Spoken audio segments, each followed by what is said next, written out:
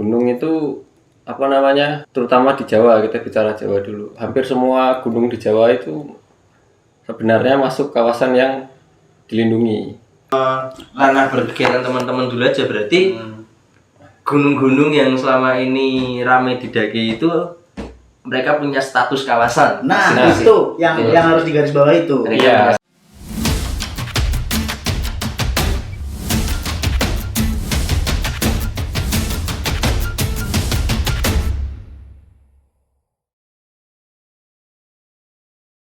Oke, kembali lagi, selamat pagi teman-teman saya dari Delala, dari Kehutanan. Kita bakal bahas, karena di sudut pandang bersuara ini kan kita bahas putar alam bebas, entah itu apa aja. Nah, saat ini kebetulan kehadiran teman dari UGM, dari Fakultas Kehutanan, dan kebetulan juga mereka adalah anggota Mapala Silvagama. Tapi udah lulus? Alhamdulillah belum. Maksudnya bukan lulus kuliah, masih masih aktif apa enggak di Mapala gitu, Mas? Ini dulu. Saya sih masih aktif. Masih aktif di Silvagama? Masih aktif, dibilang masih aktif, masih sih kayaknya. Masih aktif berkegiatan juga di alam bebas. Itu karena belum lulus kuliahnya, atau bahkan kalau misal kita masih lulus pun masih aktif juga? Menurutku nggak ada batasan sih. Jadi gitu ya? Iya, buat soal hal itu. Kalau yang satunya lagi, dia seniornya masnya ini. Jadi masnya ini namanya siapa tadi? Kamu mau pakai nama siapa? Aku juga mikirin itu. Karena dibahas soal Mapala, aku di Mapala nggak memperkenalkan diri sebagai nama yang itu, tapi aku suka pakai nama itu. Jadi kita bawa ya. Lah, aku nggak pernah. Mas Jepang siapa namanya? Loh, gue sebut jenengku Jepang kok. Kan itu kan aku kenalnya, tapi kalau dari Silvagama itu biasa dikenal atau disebut atau dipanggil Jepang juga. Jepang juga. Kok bisa dia beda? Saya gagal mempertahankan nama itu. Oh, jadi bukan sengaja dikasih oleh Mapalanya gitu? Enggak, sebenarnya enggak ada sih kayak. Itu tuh sebenarnya nggak ada, tapi iseng aja ya, kayak kebetulan aja iseng, ada senior iseng gitu, jadi udah gitu. Padahal waktu Diksar itu juga kamu udah punya nama lapangan? Sudah, kamu bilang sudah. Terus ngeyel. Terus tapi nggak bisa mempertahankan itu? Iya, gimana lagi, di tahulah situasi Buat refreshing lah sepanjang Diksar kan, refreshing. Selama Diksar tuh yang unik apa, ya udah dilihat dari anaknya dinamai. Ini wajar sih, gak dilihat dari uniknya dia, tapi lihat dari fisik. Jadi ini tuh Upin Ipin, ya kan? Iya. Lah iya. Tapi aku kenal dia sebagai namanya itu Ponco. Jadi biar enak aja ngobrolnya, nama amat, Mas. ngambil nama manggilnya Ponco aja. Yang satunya lagi itu Mas Jepang. Kalau Mas Jepang udah lulus? Alhamdulillah udah. Oh iya, kebetulan kerjanya di mana, Mas? Aku kerja di Kalimantan. Kerjanya di Kalimantan. Iya. Ngurusi apa itu? Ngurusi apa aku nyebutnya ya? Pemberdayaan masyarakat. Pemberdayaan ekonomi masyarakat. Ekonomi masyarakat. Korek dong, ada korek. Jauh ya dari kehutanan ya. Siapa tahu masyarakat hutan? Iya betul sekali. Nah, Ya. jauh. Kebetulan fokusnya di budidaya lebah kelulut, lebah kelanceng. Lebah kelulut, lebah kelanceng itu lebah yang ada cuma di Kalimantan? Ya Enggak. Dia di tropis ya utamanya, di Indonesia, Malaysia, Thailand, Vietnam, Australia ada, Brazil ada. Australia itu masuk tropis? Masuk kayaknya ya, masih yang bagian utara itu Darwin dan sekitarnya masih ada. Oh, masih utara masih ya? Semi tropis kali. Berarti di sana juga ada lebah itu? Itu ya, jelas tuh yo, naik ada yo. Maksudnya jadi pemberdayaan masyarakat itu membudidaya madunya si lebah itu. Jadi melakukan pemberdayaan itu apa ya? Kayak Yo pembinaan terlalu tinggi ya. Apalah saya membina orang. Orang situ lagi. Orang situ kan ya. Istilahnya memperkenalkan lah kalau lebah ini tuh bisa dibudidayakan menghasilkan madu, bisa jadi sumber ekonomi. Buat masyarakat situ. Itu programnya siapa, Mas? Itu program dari CSR perusahaan. Oh, CSR perusahaan. Bukan pemerintah. Bukan. Pemerintah ada juga, tapi yang aku kerjakan dari perusahaan. Nah, kebetulan kan yang mau saya arahin ini adalah lokasi-lokasi aktivitas bapak-bapak di sebagai anggota Mapala tadi. Bapak urung ada anak loh padahal. Ya enggak apa-apa, ini sebutan aja. Yo. Sebagai anggota Mapala, lokasi-lokasi kegiatannya Mapala itu kan di alam bebas itulah. Terlepas dari kita punya kegiatan sosial atau yang berhubungan langsung dengan kemanusiaan, tapi kan lebih banyak kegiatan di lapangan atau skill kepencinta alamannya itu, keilmuan kepencinta alaman, petualangannya itu kan di alam bebas. Nah, saya tertarik bahas lokasi-lokasi alam bebas ini, terutama kita ambil yang umum gunung lah. Kita ambil yang umum, kita gunung. Sebenarnya apakah sah-sah aja nih kalau sekarang kan merebak, apa sih bahasanya ya, menjamur manusia itu pada melakukan aktivitas di gunung, entah itu berwisata, melakukan pendakian dan sebagainya. Apakah itu sah-sah aja, apa itu mengganggu ekosistem? Ini sudut pandangnya dari sudut pandang bapak-bapak di Mas aja enak tuh. Mas-mas. Bapak. Ya, mas-mas di Secara teknis aja aku adekmu loh. umur itu kan. Tapi kan secara usia udah bisa lah itu di bapak. Nah, itu kan dari sudut pandang kebetulan fakultas kehutanan. Anak Mapala juga. Nah, dari sudut pandang mas itu gimana? Mas Jepang ya? Ya sah aja. Sah-sah aja. Apa itu mengganggu ekosistem? Enggak. Kalau mengganggu ya jelas. Kalau mengganggu jelas. Jelas karena dari sudut pandang keilmuan kehutanan itu kan hutan yang bagus, ya yang nggak ada manusianya. Sudut pandang dari hutan ya. Sudut pandang dari hutan. Soalnya ya dia udah punya cara buat regenerasi, dia udah punya cara buat mempertahankan dirinya. Manusia datang pasti mengganggu dia. Mengganggu entah hewannya, entah di bawah ada tunas semua yang mau muncul kita injak. Aktivitas kita menginjak tanah itu udah merusak sebenarnya. Secara kalau kita lihat hutannya ya, tanah lama-lama diinjak padat nggak bisa buat tumbuh tanaman kan berarti. Ya kelihatan kalau misal jalur pendakian ya, di jalur itu kan jadi jalur setapak dan di mana di jalur yang keinjek-injek kaki itu nggak pernah tumbuh tanaman lagi gitu. Secara teknis jelas merusak. Nah, secara teknis jelas merusak. Cuma kegiatan itu sah-sah aja. Sah-sah aja. Apalagi alam itu adalah media pemenuh kebutuhan manusia. Iya. Kan jelas ya. Jelas. Pemenuh kebutuhan manusia. Cuma kan udah dijelaskan kan manusia tuh pasti merusak, gak mungkin enggak. Kamu jalan kaki dan usaha nggak butuh di hutan di kota aja. Kita bernafas saja menghasilkan emisi. Nah tapi bener ya? Iya bener. Ya tapi kalau dibilang merusak kan itu jelas, tapi kan ada ambang batas lah ya. Ada ambang batas. Seberapa boleh kita merusak? Mungkin ke arah norma jadinya. Kalau ke arah norma itu nanti bisa jadi ya udah kesadaran kita sampai mana aja gitu doang. Nah kalau misal di negara hukum kayak kita nih, aktivitas misal contoh ya udah di hutan, di gunung, yang mana minim peradaban manusia, di situ ada nggak, maksudnya diatur nggak sih batas-batas area yang kita boleh menginjakkan atau nggak boleh diinjakkan gitu, ada nggak? Itu jelas ada. Kalau di kawasan hutan itu kan nggak semuanya boleh dimanfaatkan kan. nggak semuanya boleh dimanfaatkan. Iya. Oh, Ada yang- pemanfaatan benar Mas.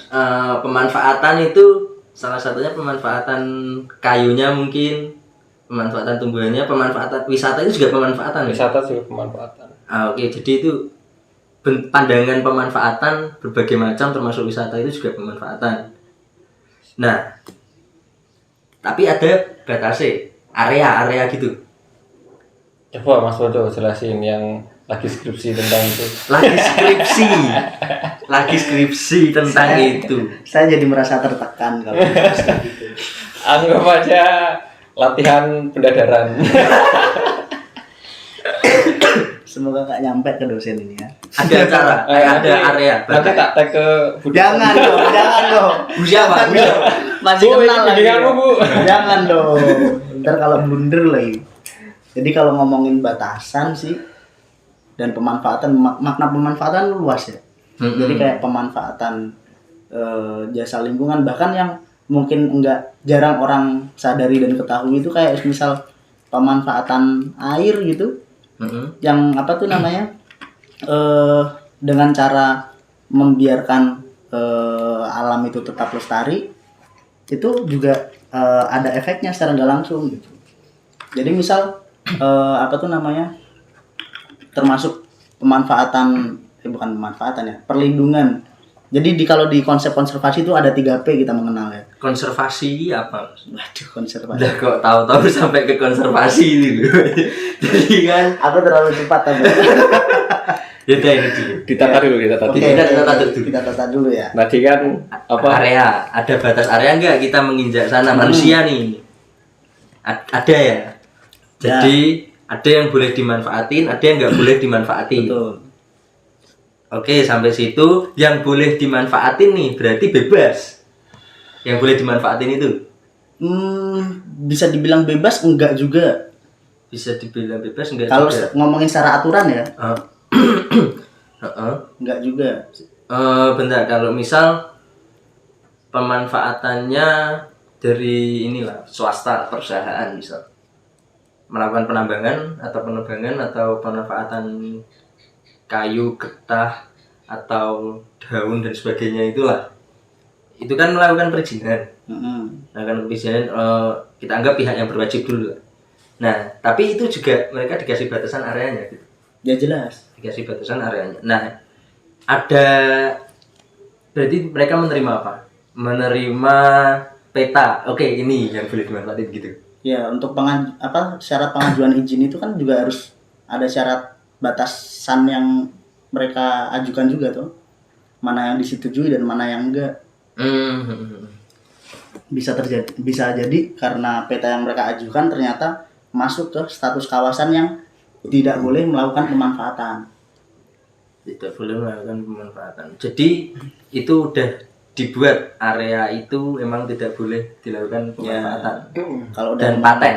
Ya. Dari dulu sampai sekarang area itu nggak pernah melebar. tergantung juga. Tergantung sih. Kalau ternyata ada penetapan kawasan baru, bisa jadi area itu yang tadinya boleh dimanfaatin sekarang nggak boleh. Penetapan kawasan. Ya. Ya, Nah, kalau di undang-undangnya Indonesia kan bumi, tanah dan sisinya kan untuk kemakmuran masyarakatnya ya. Hutan kan termasuk di dalamnya. Termasuk di dalamnya. Karena kita misal tadi bicaranya gunung kan. Nah, gunung itu apa namanya? Terutama di Jawa, kita bicara Jawa dulu. Hampir semua gunung di Jawa itu sebenarnya masuk kawasan yang dilindungi. Sebenarnya semuanya. Semua gunung coba cek. Ada yang untuk airnya, ada yang untuk satwanya, ada yang untuk kelestarian di sekitarnya. Itu sebenarnya udah dari zaman dulu kan. Orang zaman dulu sebelum ada negara ini kan ya sudah ya pokoknya gunung dimanfaatkan yang bagian sini aja, yang tempat lain jangan. Misal sumber air, terus hutan di atas sumber air itu biasanya dilarang untuk ditebang. Mereka biasanya area yang bawah-bawah. Terus apalagi ya? Bukan karena takut. Bukan karena takut. Angker itu. Itu cara paling Itu menarik juga tuh. instan kayaknya. Itu Itu menarik juga tuh dibahas. Nah, terus bicara lagi gunung bisa dimanfaatkan, kan tadi orang zaman dulu ya, terus berkembang ada penjajahan. Sebenarnya yang membuat tonggak pertama perlindungan kawasan itu penjajah sebenarnya. Malah Belanda. penjajah. Iya, Belanda yang menetapkan kayak undang-undangnya, undang-undang perlindungan kawasan, Dan undang-undang yang perlindungan. diberlakukan sampai sekarang tuh masih kebanyakan masih mengambil dari itu zaman kolonial. Padahal sebenarnya masyarakat lokal itu juga punya sendiri lokasi yang ini nggak boleh dimanfaatkan sama sekali. Hukum adat mereka gitu. Betul. Iya. Kadang dikenal konsep masyarakat tuh ada hutan larangan misalnya. Oh iya. Atau hutan adat gitu-gitu. Tergantung kebiasaan mereka tadinya itu ya. Iya, biasa mereka zaman dulu kan. Itu yang dulu itu. Terus Belanda, yang anggap aja Belanda datang ya. Belanda datang, ya mereka menjajah tanam paksa, tapi melihat kayak gitu kan mereka juga butuh. Oh ternyata kalau kawasan ini ditebang berlebihan, dibuat apa namanya kebun teh secara masif. Kan dulu zaman dulu Belanda kan datang bikin kebun teh, makanya di gunung banyak kebun teh kan. Kebun kopi, siapa lagi yang di gunung ya? Kina sama cengkeh itu masuk nggak ya? Pinus. Pinus itu kayak kalau nggak salah kan Pinus datang ke Jawa itu dari Aceh ya. Ya itu juga untuk konservasi, ditanamin untuk konservasi pinus itu. Untuk biar kawasan tetap ada pohonnya lah.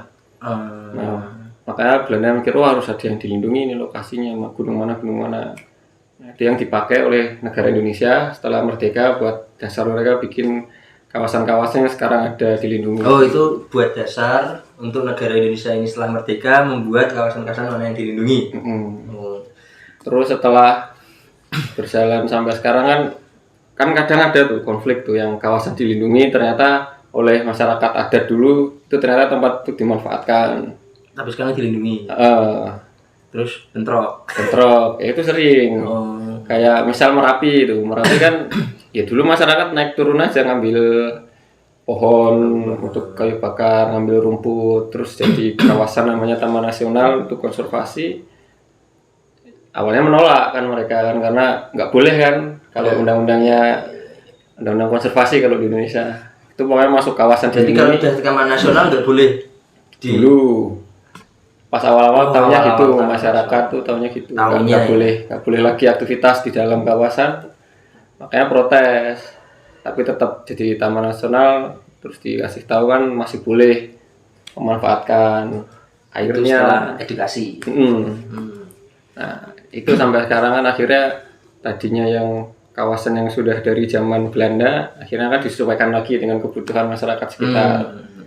Nah masuk ke kegiatan Mapala lah yang banyak di gunung. Itu kan istilahnya juga kegiatan yang dari dulu itu naik ke gunung itu. Makanya rata-rata pakai jalur yang udah ada. Jadi istilahnya yo kalau buka jalur ya enggak juga kan karena udah sering dilewati orang dari zaman dulu ya kita tinggal pakai. Setauku ini kan seringnya kalau aku memposisikan diri sebagai masyarakat umum atau mewakili yang lain juga paling sering didengar itu adalah singkatan-singkatan gunung tuh. Jadi entah TNGR, TNGM, Taman Nasional Gunung Merbabu, Taman Nasional Gunung Merapi, Taman Nasional Gunung Rinjani, Taman Nasional Gede Pangrango. Kan itu rata-rata gunung tuh namanya Taman Nasional semua. Jadi emang statusnya si gunung-gunung yang ada di Indonesia itu statusnya Taman Nasional. Enggak semua statusnya taman. Nah, tapi hampir semuanya kawasan konservasi dan kawasan lindung. Bentar. Berarti gini. Kawasan Taman Nasional sama kawasan konservasi itu persamaannya di mana? Nah, jelas ya, Bos. Persamaannya di mana? Jadi kalau Taman Nasional itu adalah salah satu bentuk dari kawasan konservasi, salah satu klasifikasi dari kawasan konservasi. Oh, berarti konservasi itu adalah ada banyak.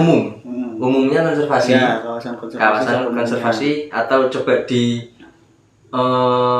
penjelasan singkat tentang konservasi adalah tempat perlindungan. Ya, kawasan konservasi itu intinya singkatnya kawasan untuk yang tujuannya itu untuk pengawetan, perlindungan dan pemanfaatan. Ada pemanfaatan juga. Betul, ada pemanfaatan juga. Makanya yang mengakomodasi yang dulu kan masyarakat dulu sering memanfaatkan pengawetan. Konservasi kan berasal dari kata conserve, anjir. Conserve sepatu. Convert. Oh, converse ya. Salah lagi. masuk. Untung aku gak telat menolong ini. Conserve kan artinya melindungi. Nah, Di bawah konservasi ada Taman Nasional itu. kawasan konservasi. Oh, kawasan konservasi. Konservasi kan ini apa tuh namanya, kata yang lebih luas lagi. Oh, konservasi kata yang lebih luas lagi. Nah, kalau kita batasin lagi ada kawasan konservasi namanya. Kawasan konservasi. Kawasan konservasi. Nah, kawasan konservasi posisinya sama Taman Nasional? Jadi kawasan konservasi itu dibagi lagi menjadi dua cabang. Di bawah kawasan konservasi. Jadi kalau dibikin bagan tuh ada kawasan konservasi terus nyabang jadi dua. Ada kawasan suaka alam dan kawasan pelestarian alam. Tuh. Di bawah kawasan suaka alam dan pelestarian alam dibagi lagi. Jadi dia nyabang lagi tuh. Di bawah kawasan suaka alam ada cagar alam dan suaka marga satwa. Nah, terus Taman Nasional itu di bawah kawasan pelestarian alam. Ada Taman Nasional, Taman Hutan Raya, dan Taman Wisata Alam. Hutan lindung masuk ke? Nah, hutan lindung itu fungsi yang lain. Itu mati, Mas. Oh iya, Mas. Terus ngapa gini? Hutan lindung beda lagi. Mereka nggak termasuk dua itu tadi, pelestarian dan suaka alam. Betul, hutan lindung bukan termasuk dalam kawasan konservasi kalau ngomongin kawasan konservasi ya. Berarti hutan lindung bukan kawasan konservasi. Ya. Jadi kawasan konservasi adalah kawasan yang memang ditetapkan sebagai hutan konservasi. Sedangkan hutan lindung itu kalau setahu saya ya kalau nggak salah, hutan lindung itu punya kriteria tersendiri supaya kriteria dari topografinya supaya dia bisa dimasukkan dalam hutan lindung. Salah satunya mungkin kelerengan contohnya.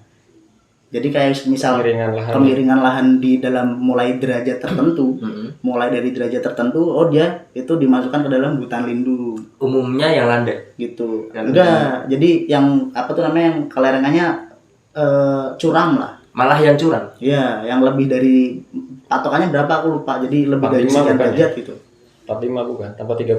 Sekitar 30 atau 45. Berarti malah justru landaian yang gunung-gunung nih. Iya. Gimana? Enggak, iya. Gimana landaian gunung? Kelerengan ngomongnya sedang landaian. Kalau landaian mikirnya yang landai. Nah, jadi antara hutan lindung sama gunung tadi kan masuk ke antara suaka atau pelestarian. Gimana? Benar? Gunung tadi. Jadi kita bedakan dulu, ada kawasan konservasi sama hutan lindung. Hutan lindung nggak termasuk kawasan konservasi. Aku mau bedainnya hutan lindung ini tadi kan berdasarkan topografi. Bisa diambil poin di kelerengannya itu. Yang curam. Padahal gunung kan curam. Ya. Berarti bisa jadi gunung itu juga hutan lindung. Ya. Bisa jadi kebanyakan gini, gunung-gunung yang khususnya misalnya di Jawa. Kayak yang udah disebutkan tadi kan banyak tuh yang masuk ke Taman Nasional. Bahkan ada juga gunung yang masuk ke misalnya cagar alam gitu. Banyak juga. Nah, terus gunung-gunung yang enggak masuk ke dalam klasifikasi kawasan konservasi ini, kebanyakan itu ya hutan lindung. Karena tingkat kelerengannya dia masuk ke dalam ini kriterianya. Misalnya Gunung Ungaran. Gunung Ungaran kan bukan Taman Nasional, bukan cagar alam, bukan cagar alam. Jadi dia masuknya hutan lindung. Bener gak, Mas? Apakah otomatis seperti itu? Biasanya ya. Biasanya ya lewat penentuan kawasan juga. Kalau semisal ternyata juga. Siapa itu yang bikin? Pemerintah tuh yang masuk. Enggak, maksudnya pemerintahnya siapa maksudnya? Nah, sayangnya karena hutan lindung ini enggak masuk ke dalam wilayah kawasan konservasi tadi, terus disitulah jadi lahan di mana semisal contohnya perhutani memanfaatkan kawasannya, kawasan hutan lindung itu. Makanya biasanya kita kalau ngurus perizinan ke status kawasan yang hutan lindung, kita kan ngurusnya ke perhutani nih. Iya. Karena masuknya ke wilayahnya dia gitu. Nah, kalau yang Taman Nasional bukan perhutani. Kalau Taman Nasional beda lagi. Siapa tuh?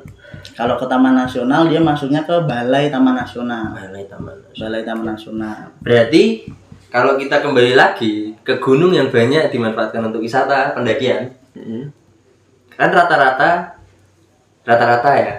gunung adalah kawasan konservasi. Enggak semua juga. Rata-ratanya Rata-ratanya apa ya? Enggak bisa meratakan sih. Kalau itu ngomongin kuantitatif ya. Enggak bisa meratakan. Jadi Kalau ngomong misal contoh di Jawa gitu ya. Mungkin rata-ratanya lebih banyak hutan lindung daripada kawasan konservasi. mungkin Iya. Kawasan konservasi itu paling berapa ya? Kira ya? banyak juga sih, Mas. Bisa ratusan juga sih. Ciremai apa Ciremai? Taman nasional. Nasional. Di Pangrango Taman Nasional. Taman Nasional. Salah. Itu kan Nasional. gini maksudnya, Karimun itu Taman kan Nasional. ngomongin gunung-gunung yang kita familiar ya. Karena arahnya ke situ dulu. Gunung-gunung yang familiar. Kalau ngomongin antara gunung-gunung yang kawasan konservasi sama hutan lindung, itu banyak banget gunung-gunung yang masuk ke dalam Hutan lindung. kawasan konservasi yang karena memang dia nggak boleh di akses sama orang, itu kita jadi nggak familiar. Misalnya Gunung Rakutak, pernah denger nggak? Pernah denger apa ya? Itu Mas Abe habis jadi dari nyari-nyari ya. Mas Abe habis Wah, dari Mas sana. Abe yang langgar tuh harusnya nggak boleh masuk situ. Tuh. Terus gunung apa lagi ya? Aduh. Rogo Jembangan masuk apa? Rego Jembangan. Lawu sih naik. Jembangan Banjarnegara. Banjarnegara. Rokok Jembangan ini kontrakan ini. Rokok Jembangan. Hutan lindung kayaknya. Kayaknya sih. Rego Jembangan. Pokoknya perahu. hutan lindung. Perahu lindung.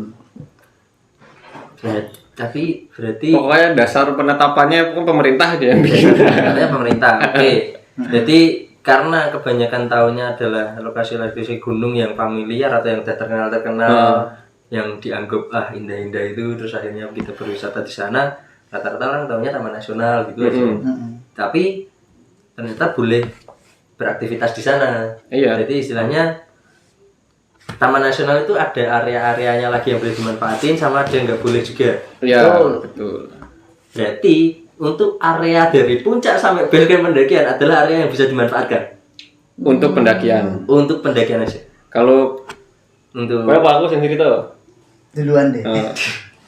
Kalau Taman Nasional, kita bicara Taman Nasional ya, karena dia masuk di kawasan pelestarian. Ya kan tadi, ya kan kawasan konservasi, Taman Nasional, Suaka, Pelestarian. pelestarian ada Taman Nasional. Jadi dia lengkap fungsinya.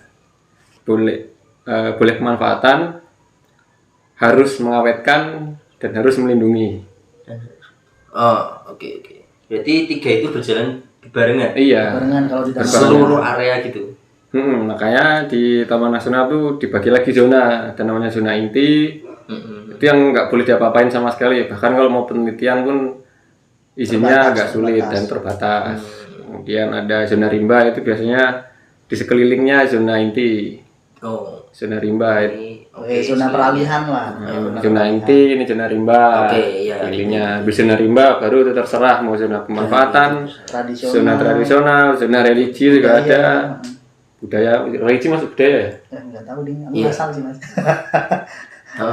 Itu pokoknya itu. Biasanya zona tuh banyak tuh, kadang tuh ada zona restorasi dan lain-lain gitu. Itu tergantung pemerintah juga pemanfaatannya. Terus pembagian zona ini siapa yang ngatur? Nah, kalau di beberapa taman nasional ada yang masyarakat sudah diikutkan untuk ikut ini mana nih yang mau dijadikan zona pemanfaatan sama zona tradisional gitu, penataan batas. Karena dulu kan kadang bentrok tuh, ternyata yang biasanya saya cari rumput jadi zona inti. Kan saya nggak bisa nyari rumput nih, pakan ternaknya nggak bisa, nggak makan ternaknya. Nah, kadang itu perubahannya tiap tahun rasanya ya. Bisa. Atau kadang bisa tiap tahun apa enggak ya, aku lupa juga. Pokoknya setiap taman nasional ditunjuk nanti kan ngurusin itu kan, zonasi kan, tata batas, nanti dibahas per 5 tahun deh, Mas. Di 5 tahun ya? ada kan biasanya ada rencana jangka panjang dan pendek tuh biasanya. Iya sih, nggak mungkin setahun sekali ya. Enggak. Capek banget tuh. Kecuali ada pengajuan dari masyarakat. Iya. Terus ada lagi yang gini, masyarakat yang tinggal di dalam taman nasional, ngeluh lagi ya. Jadi di dalam kawasan yang pelestarian tadi ada masyarakat tinggal di dalamnya. Tapi nggak mungkin di zona inti itu tadi. Bisa mungkin juga. Bisa mungkin juga. Bisa jadi karena penunjukan taman nasional itu kadang karena ngikut dari itu ya apa namanya zaman Belanda tapi ya kadang Kecuali yang baru. Kalau misalnya yang baru ya pasti ada pertimbangan khusus. kalau yang lama tuh kadang ya masih ada desa yang masuk ke dalam kawasan. Nanti kan pas tata batas baru dibenerin tuh. Oh.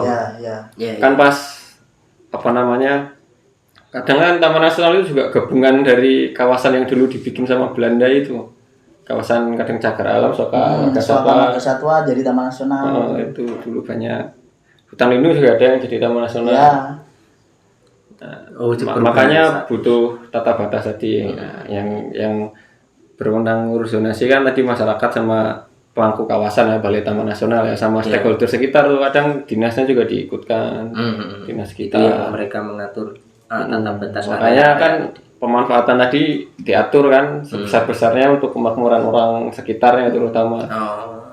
Kalau yang sebenarnya nggak banyak yang masyarakat ikut nyusun tata batas, tergantung ya kantor balainya yang ini masyarakat mau diikutkan apa enggak. Tapi harusnya sih diikutkan sebenarnya. Masyarakat di situ. Baiknya diikutkan. Kalau orang luar ternyata melakukan pemanfaatan di situ. Itu juga bisa. Juga bisa. Itu juga bisa. Makanya kan butuh masyarakat sekitar kan ikut nyusun kan. Kan biar tahu siapa yang ini zona ini jadi apa saya bisa manfaatkan gitu. Kalau di mana yang suku anak dalam itu? Suku anak dalam. Taman Nasional enggak di Jambi. Oh, Jambi. Suku anak dalam. Taman Nasional Bukit 12 apa Bukit 30? Bukit 30. Nah, itu kan suku anak dalam tinggal di dalam kawasan Taman Nasional. Oh iya, dari awalnya Sekolah Rimba. Sekolah institut sekarang. Film itu loh, Sekolah Rimba. pernah dengar. Nah, ya itu di kawasan Taman Nasional ada manusianya di dalamnya. Kan kalau secara undang-undang kan tadi di awal kan kalau kawasan konservasi tidak boleh ada manusianya kan. Itu bahasa undang-undangnya masih Sampai sekarang masih seperti itu. masih seperti itu Undang-Undang nomor 5 tahun Nomor 5 tahun 90. 90. Iya. TN ya. Tidak boleh ada aktivitas. Sedangkan atau 99 90 kalau 99 konservasi. 90 TN. Oh iya. Ali Nah, kan syukur ada ya. undang-undang yang mengatur itu tuh ada dua tuh, ada undang-undang nomor 41 sama undang-undang nomor 5. Yang 41 Pasti tentang kehutanan. kehutanan, yang nomor 5 itu tentang konservasi sumber daya hayati dan ekosistemnya. Ya Cuma tahunnya lupa. Cek aja. Ada 90 itu Antara 90 TN. sama 99 lah. 90 TN. Terus 90. Aku pernah pakai itu. Enggak, Nek. Dua-duanya bahas TN soalnya. Dua-duanya bahas Dua-duanya TN. bahas TN juga. Nanti TN ada sendiri di PP peraturan pemerintah. Tapi kadang suka bentrok, jadi aku ambil salah satu biar gak nyusah-nyusahin penelitian. Bukan bentrok, saling melengkapi. Iya, Ya, tapi kadang saling tumpang tindih. Bener nggak ya? Aku lupa ya. Ini diminum boleh? Oh, Aku Makasih Pak Kari. nek salah di senior ini. saya dosen Kalian. lagi. Sebentar ya, aku lupa. Ya gitulah pokoknya di undang-undang nah. Nah, makanya kalau di Makanya yang tadi kayak masyarakat suku anak dalam yang di dalam kawasan kan harus secara undang-undangnya kan nggak boleh harusnya ya.